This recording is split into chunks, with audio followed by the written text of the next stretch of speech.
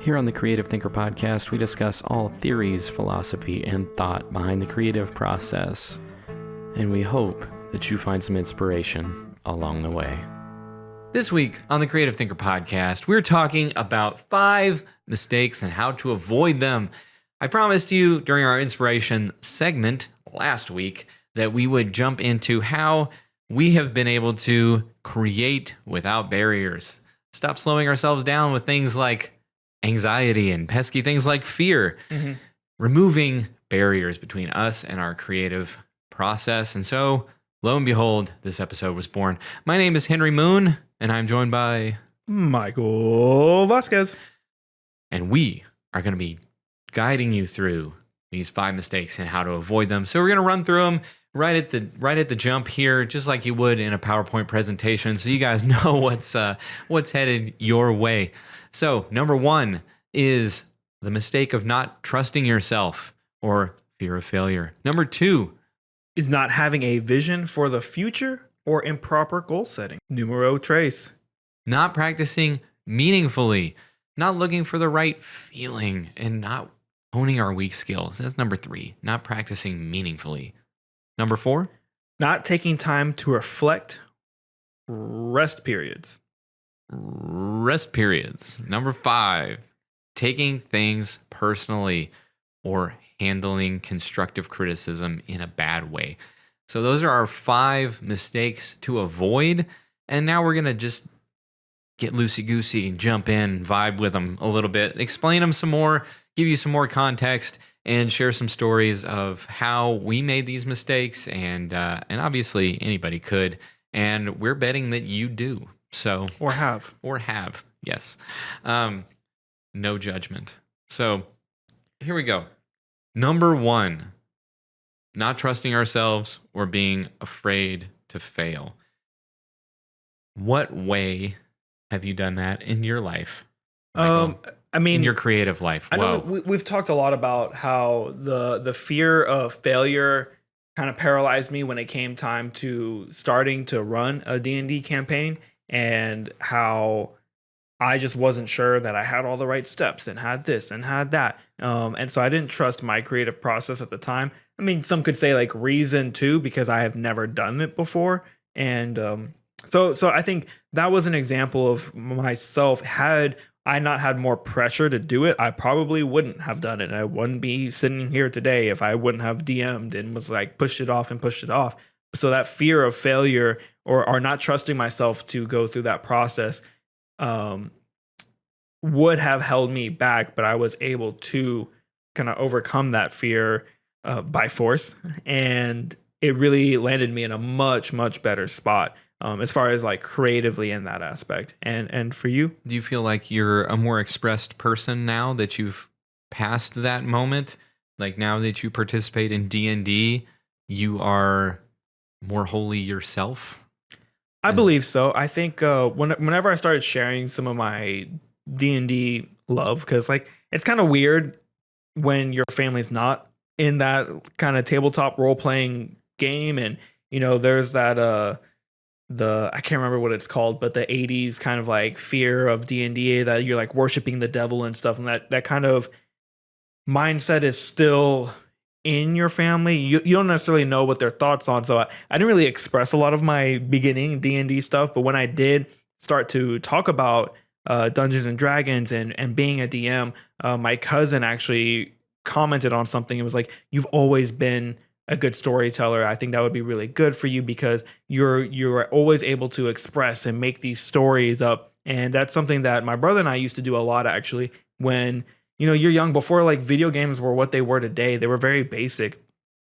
And my younger brother and I were both Star Wars fans, and we were able to, when your younger brothers don't have video games or stuff to do, like you play pretend. And so we played pretend clone troopers and played pretend Jedis and played pretend, this stuff and that stuff. And we would tell a story, and then we would continue that story, even with like, the little toys that we had. And so that creative process started at a very young age, and to get to where I'm at now and actually like express the crazy random thoughts that are in my mind has been really freeing for me. And it's been nice to express my creation to people around me, and they also enjoy that creation and are able to add to that creation, and it gives them the freedom to also enjoy the creation process. And now people around the globe via this podcast. What's Yes, up? sir. What's up, Cameroon and Germany?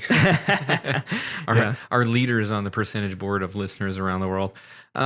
For me, the fear of failure is never bigger than it is in my expression through music.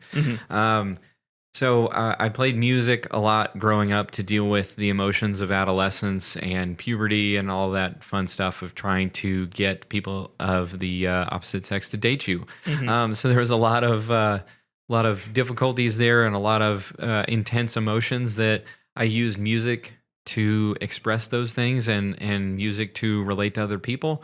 And then when I got out of high school, other people started listening to my music and becoming a part of my musical process, and I immediately just shrank away. And I was playing out at like open mics and things like that, and I just stopped because I was afraid I was going to fail. I was afraid that I was making my music for other people now. I was making it so that people would like me, and I didn't want people to like me just because of my music. And I just became afraid of so many things, and I just stopped doing it altogether. And then I got to this place where I wrote a song just out of nowhere. Like I picked up my guitar for the first time in years and enjoyed it, and realized for the first time in years that I did music because I enjoyed it, not because it was for other people or so that they would enjoy it. And then I got to hear your wife play piano, and I was then excited again that there may be a possibility in life that I could have an artistic collaboration with someone else and do it through music, which is one of the, I have a lot of artistic methods and expressions and things that keep me busy. But music is the one that's closest to my soul. And so to allow someone else into that space was really scary too, was another fear. And so being able to have that creative safety that was brought about by playing D&D with your wife and you, that creative safety led to, well, I feel safe enough to then ask like, hey, could we make a song? And then we made our first EP, and then the second EP, and then we've already written all the songs for the third one. We just need to record, right? Yeah. And the Molly Moon Band, check us out for sure. Molly Moon is one word. Anyway, wherever you listen, it's out there. We have a good time. And what I've realized through that process is that creation is just for me. We all have our own road that we walk down. We all have, these expectations of genres, especially with music. Like, are you going to be rock? What does your band play? What is, it's like, I don't even care about any of that. Like, we just make music. And if you like it, cool. And if you don't, cool. But it's for us. We make it for us. And that's going to look different than it does for everyone else, because we show up and we make art that is important to us and says things that are important to us. And it doesn't matter how other people interact with that. And that is a huge thing that I have just recently been able to express and to understand, and is that it is for me. And when I sit down to create, I get excited about what I'm creating because it is something that I'm excited about. It's not because I'm making it for someone else. It's not because when we started playing D&D, especially, it was like, I just made you and Molly all kinds of stuff, and it was really fun, and I'm really glad I did it. But that was all art was to me, was like gifts. Yeah, I made it for other people, and it was never a gift to myself. And I'm not saying that one is qualitatively better than the other. I'm just saying it was a new experience to make things for myself, and I'm really glad that came out of our artistic journey together. And so I think it's important to say that being afraid to fail and not trusting yourself is a fear that all of us have. And I assume that through life, it's going to ebb and flow, where we'll feel it a lot or we'll feel it a little. And it comes from comparing ourselves to other people, I think, where we start putting ourselves in a place in the world where it's like, okay, well, people on Instagram look look at what they're putting out there versus what we're putting out there, and it's not an accurate or fair comparison.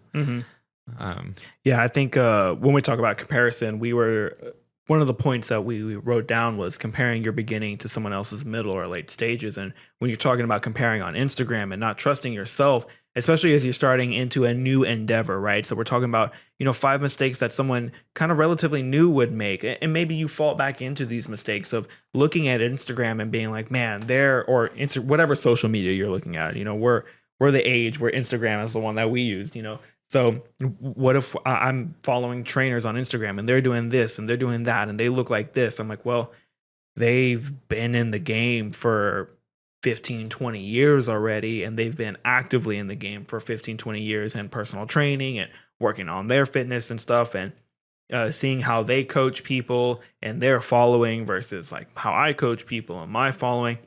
At the beginning of my creative endeavor in personal training, and I do think making workout plans is a creative process that you have to go through, and it's a skill that you have to definitely work on. And I will see someone else's progress. I'm like, man, that program is just so much more elaborate and designed. It makes so much more sense than mine is. Mine is like, here are 6 exercises. We're going to hit them on repeat 3 times, and we're going to have a finisher and a warm up into it. So I can definitely fall into the trap of like, oh man, like there's so much more stuff. Their clientele is so much more advanced than mine, but that's not really true. Whenever you start looking at like, it's all about movement, and making people move and enjoy their movement. So maybe that works for them, but for the people that like my workouts and enjoy the classes that I teach, it works for them, So instead of comparing myself to them and not trusting myself to get to that level, I will get there eventually. I'll get to be able to make a big program design maybe one day if that's really what I want to do, but I don't think that's where I'm at right now.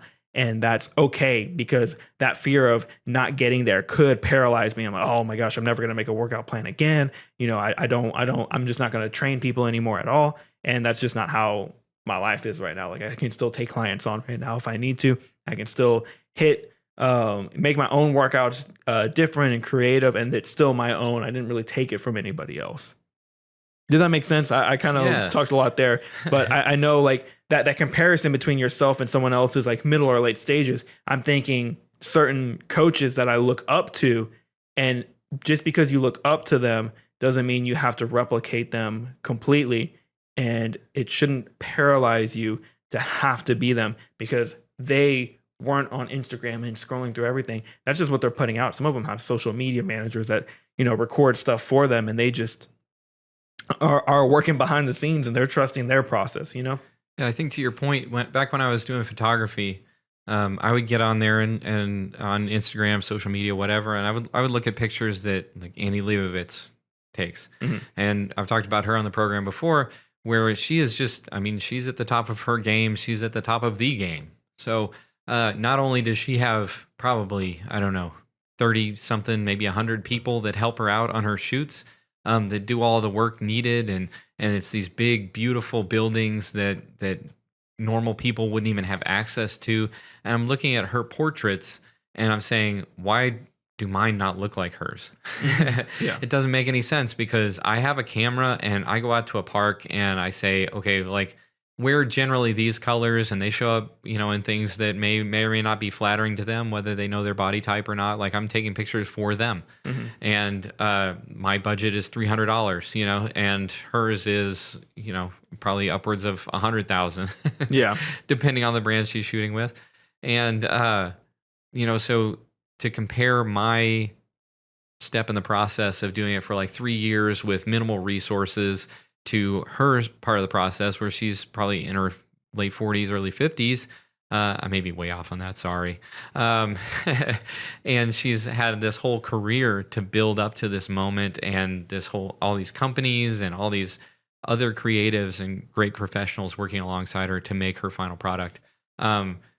you can't compare the two. You can't, not genuinely, you can't say, oh my gosh, I am failing at what I'm doing because I'm not exactly her. So to your point, yes, you shouldn't be trying to emulate other people your whole career either, because you're not them. You know, your creativity is going to look different, and that's okay too. And it should be different. You know, that's the great thing about creativity, is that we can pursue the exact same task or the exact same prompt and end up somewhere wildly different. That's a beautiful thing. It's not something to be afraid of. It's something to look for and pursue. And just as a little wrap up note on fearing failure, we've talked about that several times on the program, but when it comes down to it, I'm sure you've heard on other podcasts, anywhere else that you look at this kind of information, your brain builds more connections when you fail than it does any other time in your life, because it learns new information so quickly. So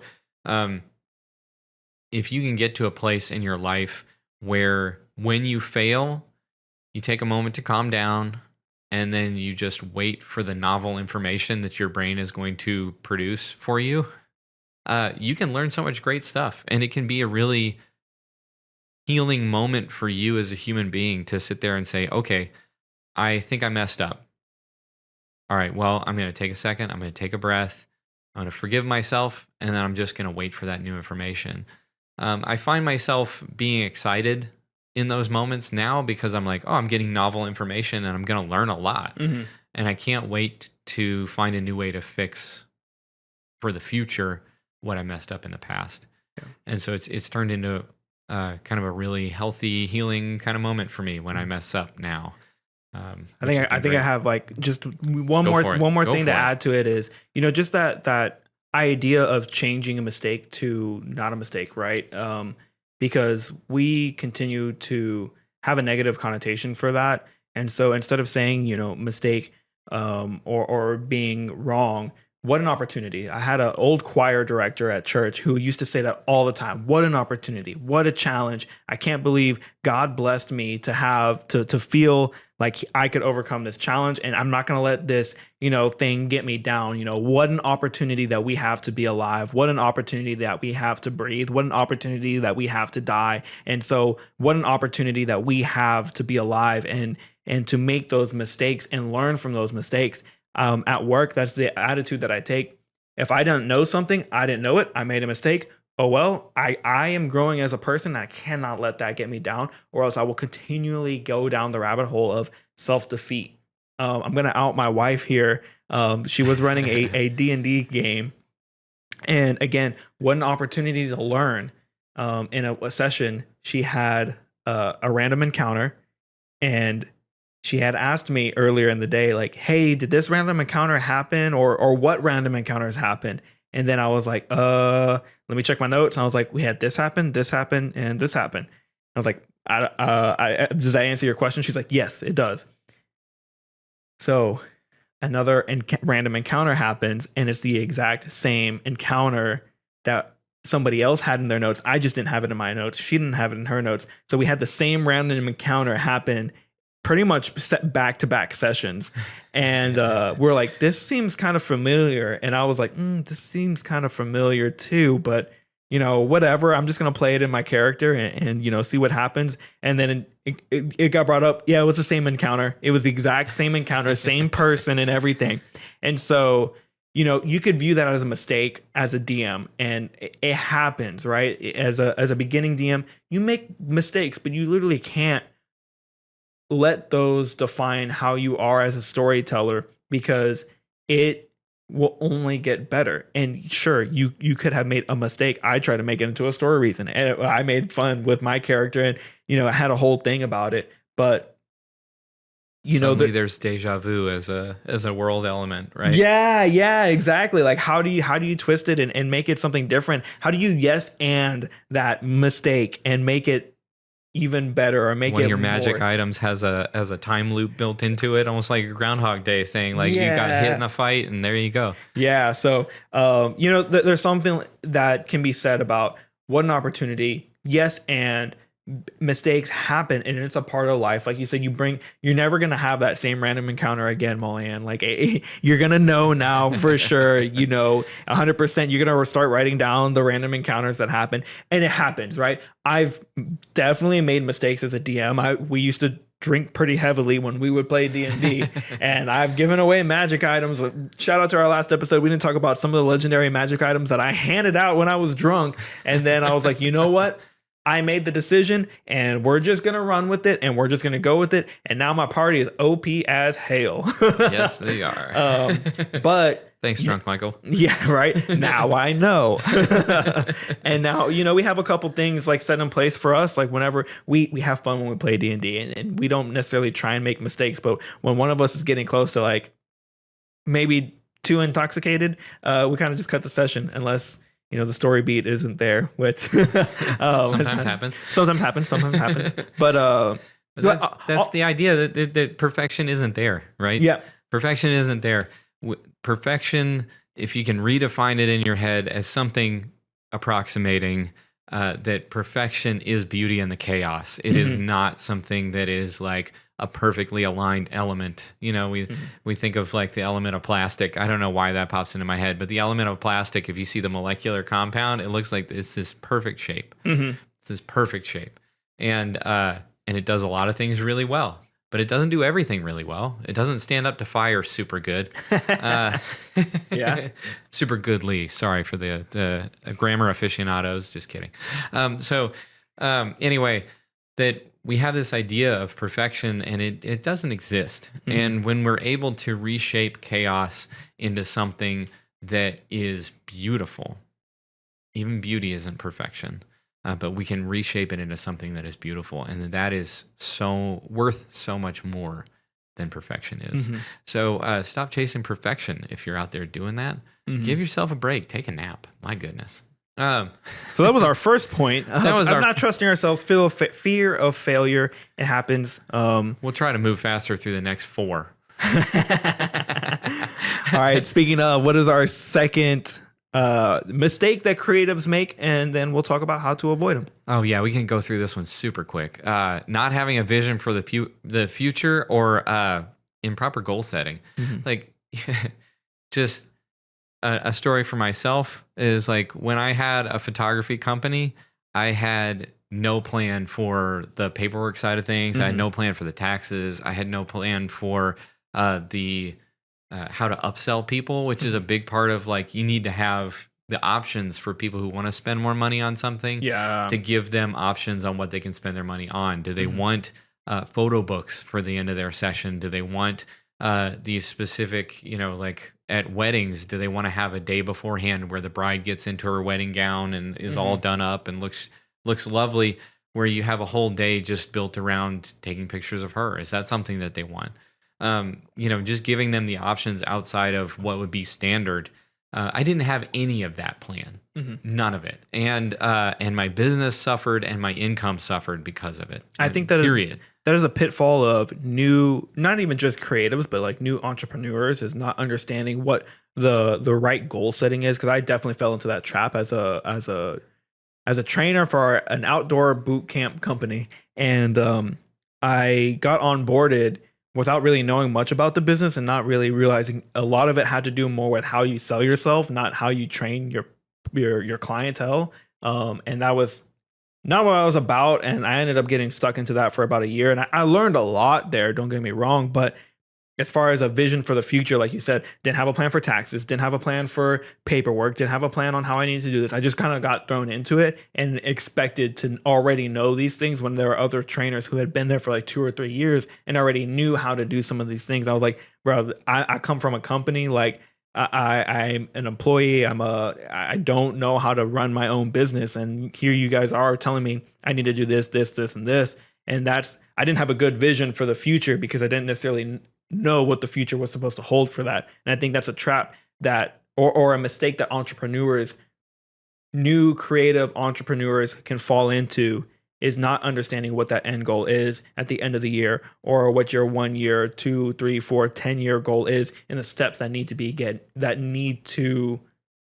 taken to get there. And I think that a way that you can fix that and a way that you can avoid that is just research, right? Research before you go into this new field. Research what the pay is supposed to be. Research how to upscale someone or upsell someone rather, and research what is, we talk about money when you're talking about entrepreneurship. What's the average income? How are they supposed to be doing that? How are they supposed to be paying their taxes? How are you supposed to do that? And as a creative, having a vision for the future is setting proper goals and looking at how those goals should be met.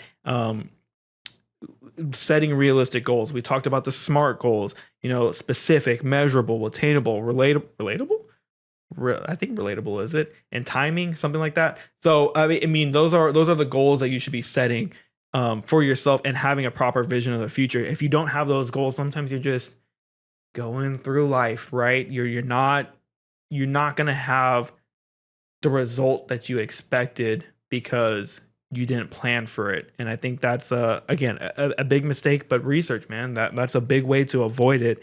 Going into your next venture is research. I think that brings in a nice sub point, which is another thing that people avoid, especially artists, because there's this idea that we're all going to copy each other and we're all going to end up in the same place, which is ridiculous. I mean, the more you participate in art, the more silly that seems, because everybody is so different. I mean, you can hear that just between the two of us on this podcast. When we start creating, it's like the ideas we come up with are so different. And if we had a third person, they'd be even more different, Right. Yeah. And so when you're creating, there is this desire to pull away from other creatives and to sort of sequester yourself and move on out into the world and say, well, I am going to lift myself up by my own 2 feet. And that's such a negative thing that'll pull you back. I did that for a while, and I will say that my growth in those years was so much slower than when I was out there mixing it up with other people doing what I was doing. I had friends that were photographers, and I would hang out with them regularly, and we would talk about our plans, our goals, and what we were doing that was working.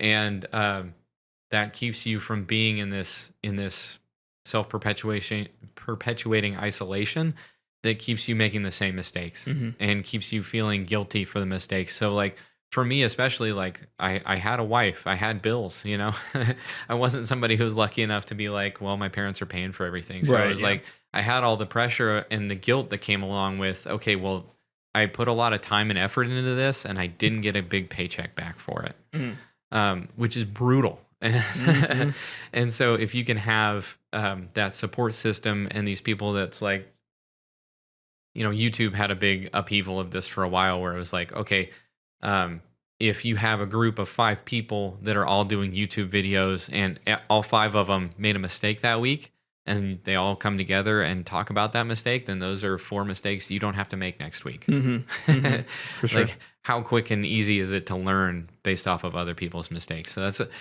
getting out of isolation and making sure you have proper goal setting is a great thing to do, and a great mistake to avoid is not doing that. So that brings us nicely. I say nicely every time. It doesn't matter how we got there. Number 3. What's number 3? Not practicing meaningfully. Looking for the right feeling, right? Whenever you fall into that kind of trap of looking for the right feeling and not honing weak skills. I think practicing meaningfully is just intentionally doing your work, right? A lot of times I feel like, I say a lot of times, I fall into this trap where I thought my improvisation skill was going to lead the session, our D&D session, into a path that would make sense for everything and would make sense for the world building, would make sense for the players. And then I would fall into a spot where something random happened, and then I'm trying to make it make sense, kind of on the backwards end of it after the session. And because I wasn't practicing the stuff, the steps that I needed to make the session actually flow well. There is a bit of improv to it, but if you're not practicing that, then it's gonna fall flat. As a trainer, I've definitely fallen into that trap where I've been doing this enough times. I'll be all right. And had a bad habit after working at FedEx and working at the outdoor boot camp company of going out and drinking. So there was definitely a time when We've all been there. I was hella hungover and was leading a training session. Had no idea what I was gonna run when I got there. I just was like, I'm gonna set up equipment and we're just gonna run with it. And I was able to do it, but it wasn't really great because I didn't practice, I didn't prep, I didn't. I was looking for that right feeling of like, we'll vibe it and we'll see how the workout will go. Well, I'm leading, 20 people through a outdoor workout with, weights and medicine balls and battle ropes. And I was just looking for that right feeling, and it wasn't a right feeling. I had a trainer come up to me later and was like, hey, that workout kind of was kind of ass. And I was like, well, did you get a sweat in? Like, then it was good enough. But she was right. She was right. It was 100% me not practicing and me being irresponsible. But looking for that right feeling can be a trap whenever you think that your natural ability is going to get you to that next level, when your natural ability, if we're on a scale from 1 to 10, it could take you to 6. But what if your potential is 8 or 9 and you're not practicing this skill and it's something that you really want to do because you think your natural ability is going to get you there? Yeah, that 6 is going to drop down to a 5 eventually because other people are going to start passing you up, and that scale is always sliding. It's always moving, Yeah, so think of it like this. If you're in the middle of a room and it's pitch black and you're looking for I don't know, say like a vertical beam is somewhere in this room. Let's say it's like, 5,000 square feet. It's big. Mm-hmm. What are the chances you're going to find that beam in a day, 2 days, 3 days, 4 days, whatever? They're pretty low. But if there's somebody standing next to the beam saying, hey, the beam's over here, look, here, all you have to do is walk this way, put your arm out, and then, whatever the steps are, right? If there's somebody there pointing the way, why not use that information to get you there? Mm-hmm. It doesn't make you less of an artist. It doesn't make you less original.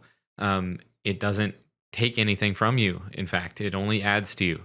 And there's this trap for some reason, especially in young artists, where they say, well, if I got it from somewhere else, it's cheap and it's not good. And if it's been done before, then it's only clouding my mind. And none of that is true. Mm-hmm.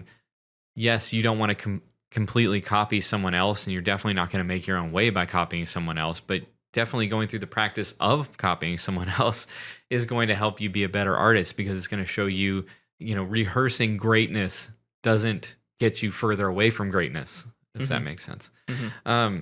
So I think it's really important to practice copying other people that are great. And then it also, like I was talking about the other day when we did the dialogue episode, when my dialogue was terrible in my writing, I spent, I don't know how many thousand words, quite a few, just writing dialogue, no action, just two people in a room talking, until my dialogue was better. And I know I'm a bit extreme in terms of my practice. When it comes to new jobs, I had a job a while ago. They shall remain nameless, but I had a job where they were teaching me the onboarding tasks, and it was not a job that had very good onboarding training. And so I had one chance at learning the information. And me being young and out of school, I figured they were going to repeat this several times, and I wasn't going to be held accountable for it immediately. So I didn't have to really pay attention and make sure I knew it the first time through. Right. And then the next day I showed up and I was expected to do it, and I got in trouble for not being able to do it. And so it's important, now when I get a new job, it's like, okay, you show me how to do it. Now I'm going to make sure I'm the only person on my shift that does this task until I know it by heart. And again, I'm more extreme in that regard, but I make sure that I have meaningful practice that makes sure I don't have to ask any questions again. Once I'm supposed to know it, I need to know it. So I need to find my way through. So practice meaningfully, hone your weak skills, and know that there's no dishonor in needing that, because literally everyone out there needs it. So what is number 4? Not taking time to reflect. Not taking rest periods. Yeah, I think that is it's a big sometimes people take their drive and just push forward and don't take a break, and not understand that a break is essential to making making anything worthwhile good. I guess. It's like the grind set, right? Yeah, the grind mindset where it's like 7 days a week, 24 hours. I'm just going to be grinding and moving. And literally, like, your body doesn't work that way. If we just look from a body point of view, if you want to do heavy chest, right? A chest workout, heavy chest workout. And then the next day you want to do a heavy chest workout. And then the next day you want to do a heavy chest workout. Well, dude, you're going to tear your body apart, right? Your body needs rest. And that's a good metaphor for our creative life. Is you can lift heavy, you can create heavy, you can draw heavy, paint heavy, and you can prep heavy. But if you don't take a rest and take a step back and reflect on, are you hitting kind of like what we talked about with the magical items? Are you creating for your characters? Are you creating for your audience? Are you creating for your story, your plot? Are you creating for the readers? Are you creating for yourself? If you're not taking time to take a step back and reflect on that, then you're gonna get lost in the weeds, and the end product will not be as well. There's this funny joke I keep thinking of from The Office where they have a 5K that they run for rabies. And anyway, Jim talks to Pam and he's like, "What's your plan for the race?" And she says, "Well, I'm going to start fast." And he's like, "Yeah." And then she's like, I'm going to run fast in the middle, and then I'm going to finish fast." Yeah. And he's like, I don't know why more people don't think of that. Yeah, yeah. And it's ridiculous. It's ridiculous on the face of it, and we laugh at it. We know it's a joke. Yeah. But for some reason in our personal life, we don't get that that's a joke. You cannot run yourself at 110% all day, every day. You cannot. Whether that's your creative life, whether that's your personal life, your work life, any of it. You cannot show up at 110% to everything that you do. The entire idea of that mindset, or the start of that mindset, was to try. And it's trying to get people to show up and give effort. Mm-hmm. And if that means 100% of your effort right now is really only 20% effort of you in general, if you were at 100%, this would look like a 20% effort, but it's 100% of your effort right now. Does that make sense? Mm-hmm, mm-hmm. Yeah. Make sure that you are taking time between your great works, between your hobby efforts, between your creative endeavors, to reflect. Take time to reflect on what you did, what worked, what didn't, whether it felt good, whether it didn't feel good. And make sure that you leave enough time between those projects to do that honestly. Mm-hmm. I know, like, as soon as I finish a drawing, if I set it down and I try to evaluate it right then, I'm going to be like, I hate that. That's terrible. No matter what it is. Yeah. No matter what it is. And so that's just my natural inclination, and I know that. And instead of like just fighting with myself all the time, I leave myself time. I say, okay, I finished it, close it, cover it. It's gone. I can't see it anymore. And I'm going to wait at least an hour. And then in an hour, I'm going to come back. I'm going to glance at it. So I remind myself what it looks like and say, hey, that turned out pretty good. Mm-hmm. And then tomorrow, when I wake up and my brain has had time to process all of the things that I did the day before, mm-hmm.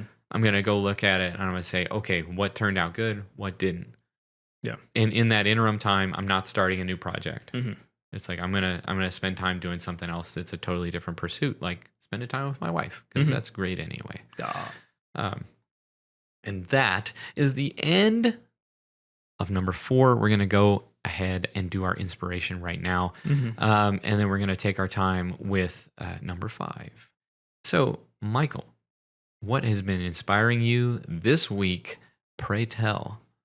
Dude, I've been getting back into boxing and kickboxing, as far as working the heavy bag a little bit more, and just looking and researching a little bit more like boxing workouts that you're just on the heavy bag, no partner drills, because right now I don't really have anyone to partner up with. And so I am enjoying that process again, and just like falling back in love with boxing and kickboxing, especially when you're just listening and you can, for me, I have a whiteboard written up on the combinations that I'm going to be doing.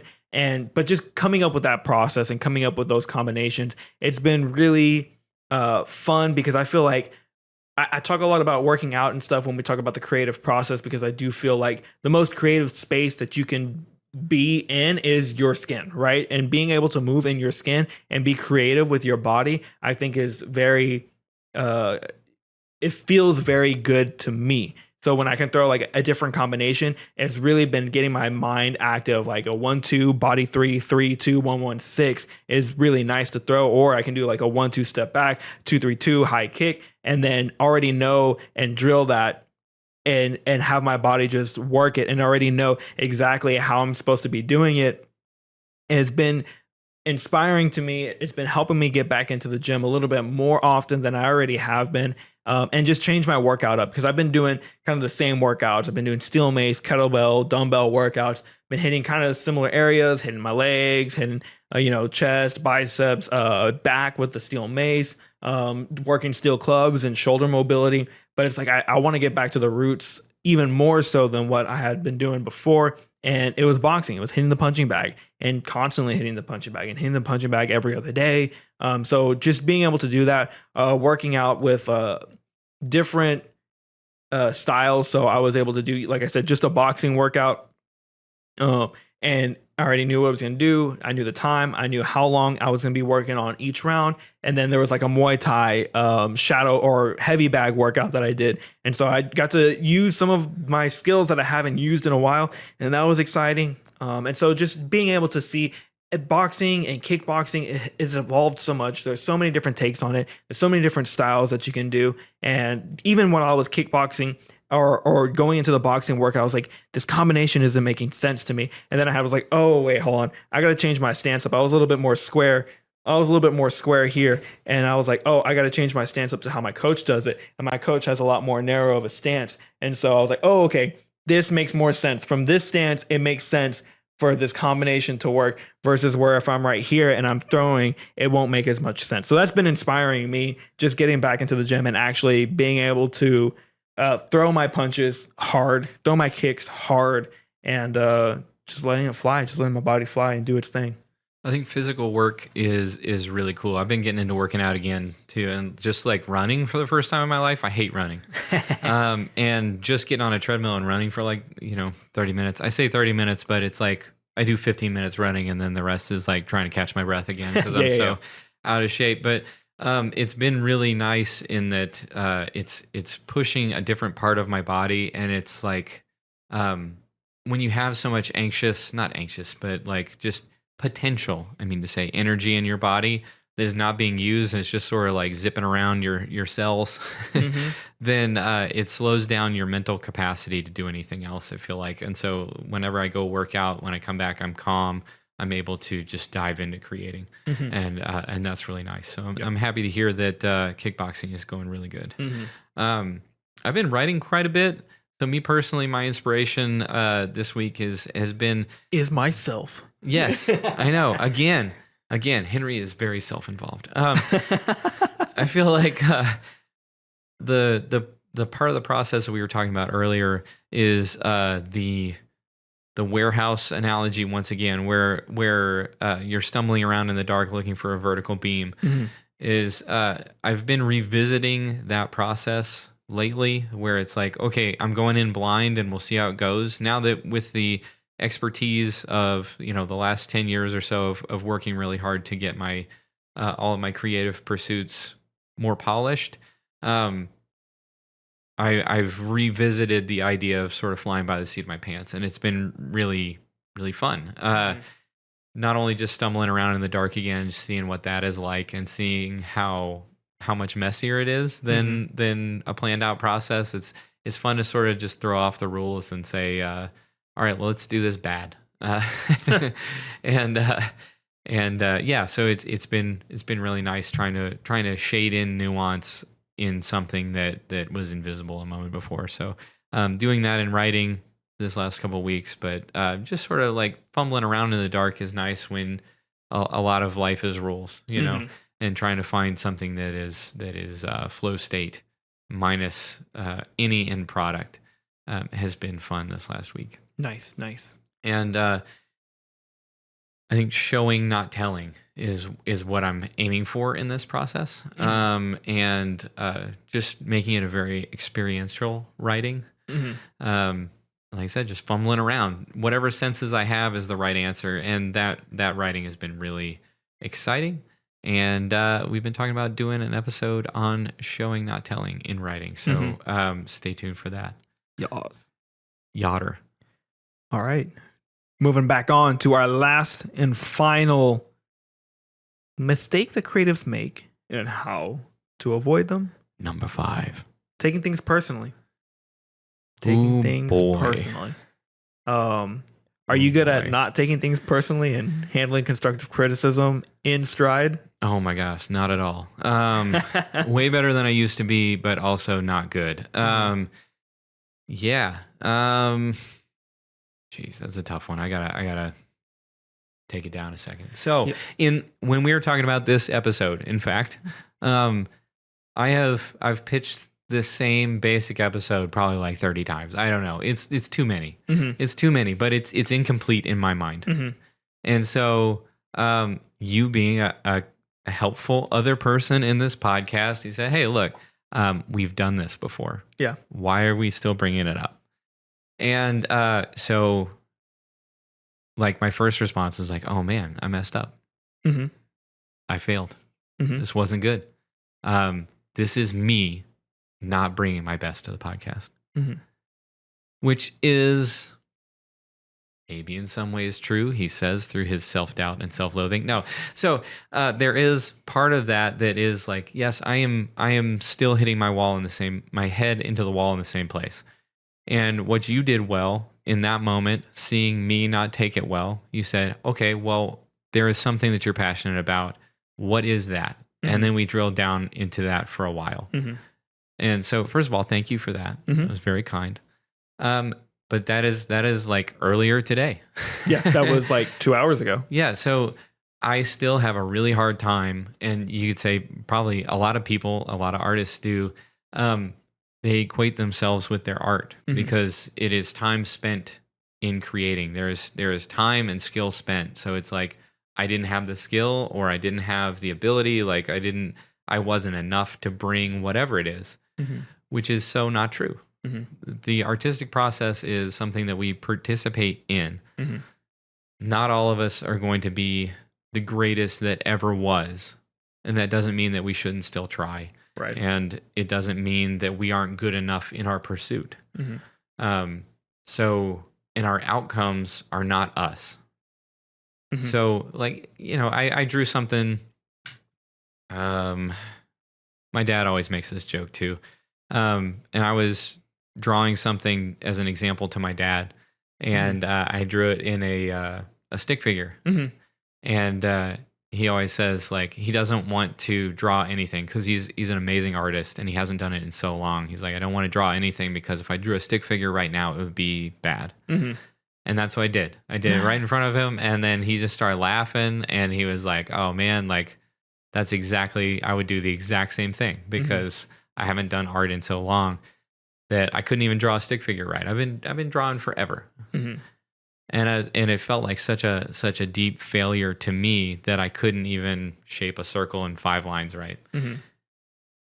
But I was participating in art, and it is never, the outcome is never me. The participation is me. And so I think it's important to differentiate. And also, art is very subjective, so how people interpret it and what we're able to filter out of ourselves maybe is going to be different for all of us. Does that make sense? Yeah. I think what's helped me with this is, one, constructive criticism of my job. Like I said earlier, I have a lot of, I don't know everything. And I constantly tell my managers, I don't know everything, but I'm willing to learn and I will own up to my mistake. And if I make a mistake, that's not the end of my career. That's not the end of my job. That's not the end of my life. So learning that, and then learning recently, talking with my wife a lot more about, opinions on things and, even the feedback that everyone gave on the magic system and hard magic, soft magic, Harry Potter, it was tough to not take it defensively. And I've taken stuff that she said before defensively, and this is just life advice, right?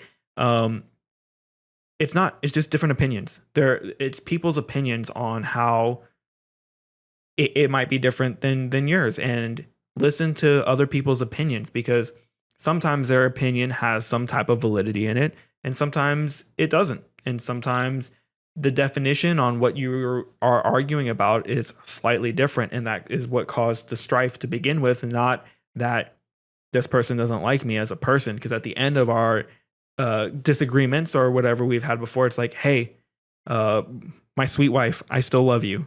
Just because I disagree with you or because I don't like something that you like doesn't mean it's wrong. It doesn't mean it's bad.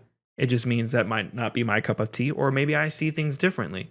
I sometimes react a certain way at work because of experiences that I've had in the past. I try not to put up with a lot of bullshit, for lack of a better term. And so when I react hard to it, my wife is like, you could have handled it a little bit gentler. It's like, I have been, though. And so when someone comes up to me, I have to just not cut ties, but like get to the point real quick. And to some people that they could take that personally. But I try and let them know, hey, just because I reacted this way or just because I told you this doesn't mean you're a bad stock controller. Doesn't mean you're a bad person. Doesn't mean you're a bad father. You're a father. You do a good job. You do this very well. But just in this specific thing, you need to improve on.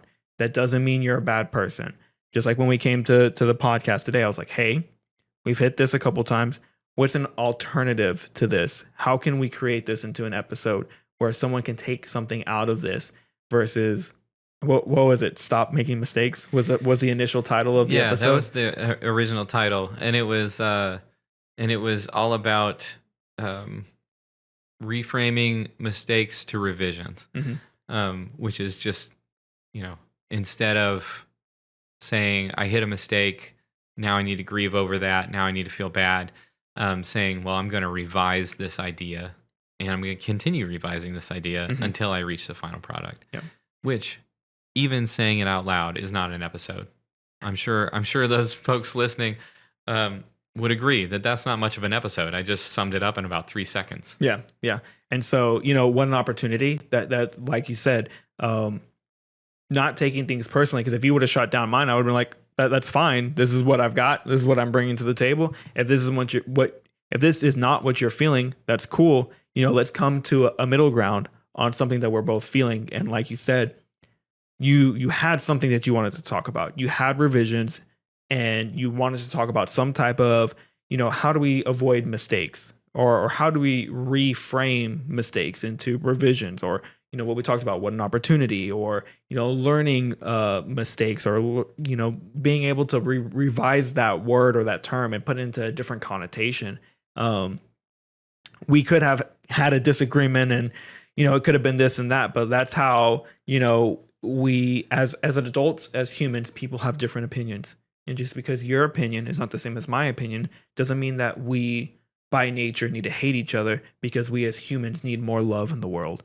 We as people need more love to each other. We need more love to our neighbors. We need more love to the people in the cars around us, because there's too much hate in the world, And so just because we have a difference on opinions, especially when it comes to the creative process, I don't view you any less of a friend because you came up with this topic. I don't view my wife as any less as my wife if we have a disagreement on what we like. We still love each other. We still have our friendship. We still I still work with people who we disagree on, because life goes on, and if we hold grudges, that brings us down. And so that's just life advice, man. Like, don't take things personally. As a creative, it happens. As a person, it happens. But how do you get past that? And once you can get past that, it's a freeing experience to be able to go to work and be like, if I make a mistake, oops. We tell kids all the time, oops. You're still learning, right? You're always learning. If you make a mistake, hopefully it doesn't land you in jail, right? Or, I've heard seen videos where it's like, don't go to jail, don't take away life and don't add to life, when they're talking to their kids about like going out for like spring break or whatever. And so like you're not hurting people, hopefully.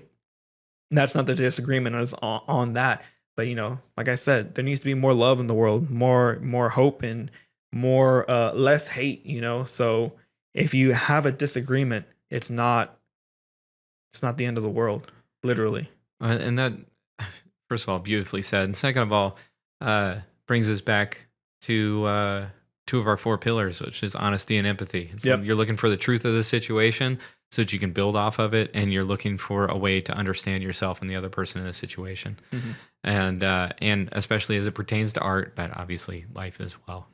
Art is life. Art is life. Art is unavoidable, and art must be done. Otherwise, your life is just not going to be as full.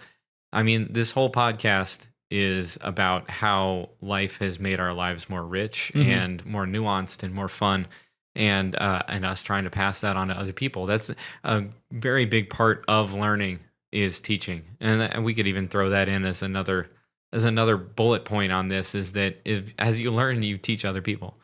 And that's a beautiful part of art and life in general, is getting to teach others.